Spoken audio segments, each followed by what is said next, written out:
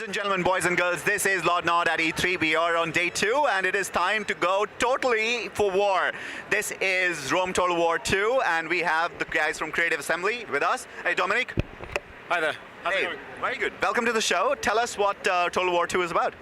Right, Total War Rome 2 is the most epic world-spanning story of conquest and battles and intrigue that we've ever produced. It's that big, it's that massive, huh? It's the biggest game we've produced so far. The campaign map is 4 times the size of Shogun 2. Whoa. We have 700 or so units, and yeah, it's epic. 172 regions, divided into 57 or so provinces. It's epic. It sounds really epic, and you can really believe that they would have been doing a great job with it. Now, for all of you fans out there who's played Shogun, who's played Total War Rome 1, this is something that you would really love. Tell us more about the units, because I heard that you can zoom down to an individual soldier's level in this one. Yeah, the level of detail now is outstanding. You can go literally from the highest strategic level. We have a tactical map, and you can see the entire battlefield from high on up. And then you can click anywhere on the map, it'll take you straight there, and you can zoom right down to the closest detail, see your guys panicking and getting stuck into their fights. The detail is outstanding. And also we have the return of the over-the-shoulder cam, so someone's doing something quite interesting, you can zoom in and the camera follows them along. So like, you have a chariot about to charge into a unit and then you can just follow it, see it right up close. It's visceral, it's epic, it's amazing. That sounds like and looks like amazing. Man, let's get into something which we have been looking at. Yeah. I think, if I remember right, Total War Rome 1, when it came out, actually had a TV series built on it where there was one army versus another army. So the Persians versus I don't know, Xerxes with fighting against the Romans, right? And there was this, and they were trying to go do historical battles and how they would go ahead and plan out if you actually had different and they command. had, teams of people come in and try time command as it was. Yeah. So that looked beautiful. So how have you reacted to that in terms of multiplayer this time? Are you still keeping multiplayer? Is it still possible for someone to go ahead and manage, say, a platoon here and a formation here, or is it just one player managing everything?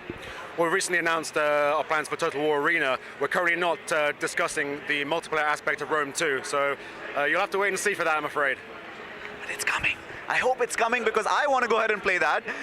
Let's get back into Rome Total War 2, into Rome 2. How is this, which time period is this going to be in historically? Right, we begin in 272 BC. The Roman Republic's in a pretty good position. They've just fended off the armies of Pyrrhus of Epirus, who's now returned back to his homelands. They're in a really strong position. And also many other factions around the world. We're in quite interesting places right now, so we picked that time period. And so the period in which you start is entirely based on the historical ownership of lands at the time, the political situation. And then we give the player the ability to jump in at this point and then rewrite history.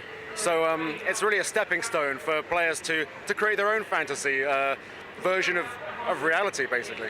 A lot of people who played the earlier games, especially in the Total War series, some of them loved the top-down view, right? So just keep it extremely turn by turn, keep it build this, build housing, build temples and war camps, and and not really get into the battles. And some people just love the battles. Yeah. So how have you tried to balance both of them?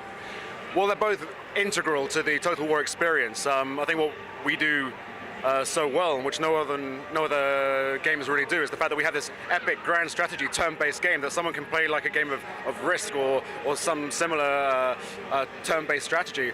But then you go down to the detail, the cinematic, real-time, sometimes really fast and violent, like vicious warfare. I mean, it depends on your playstyle. Some players, as you say, they like to take it slowly and just have that top level. But what we really hope to achieve this time around is the game is a lot more accessible. We've taken great measures to never let the player feel like they're overwhelmed. And these players who feel maybe a little scared to try the real-time battles should have no difficulty jumping in and testing the water, discovering it piece by piece. Like I said, the tactical view gives you an ability to really see what's going on in the battle map at any one time. we have the returning time controls. You can pause the game, look around you, take control of individual conflicts within the battle, send people on their orders, let the game play again, and then it goes. We also have AI support. You can select a group of units in your battle and let the AI manage them. You can give them basic orders like defend this place, attack these guys, but then the AI kind of manages it, so you can focus on the part of the battle you're really interested in. And for the other people, the people who only like the battles, and maybe they feel a bit overwhelmed by the grand scope of the grand campaign and the complexity of it, again, all I can say is that we've taken great steps to really ease players into the experience. We have a tutorial campaign, more narrative driven than the openness of the grand campaign, and that will introduce players to new mechanics and veterans as well if they want to discover new systems. But also, as you're playing the campaign, you start off small. You have only a few regions under your control, a few armies, and then as you conquer more territory, as you become more powerful, we start unlocking new systems, new mechanics to let the player really dig in and exploit the full potential that is available to them. Excellent. So this sounds really interesting. And when's the game coming out? It comes out September 3rd, 2013. Guys, not long. Not long at all. Not long at all, guys. If you guys are really interested, the links is going to be down below. Do you have a demo out? No, there's no demo. Yeah, I do not know about the demo. And any beta program? No. Not yet. So, guys, you gotta just wait for the big game to go ahead and come out. You will have fun. That is what we can go ahead and promise you. All you guys who love historical battles, generals, leading the charge, going and defending strategic points, weather being really important, tactics being really important. This is Rome Total War 2, and you will love it. This is Lord Nod signing off, saying thank you to Dominic. Thank you very much. It's been a pleasure to have you on the show, and this is E3 Lord Nod signing off.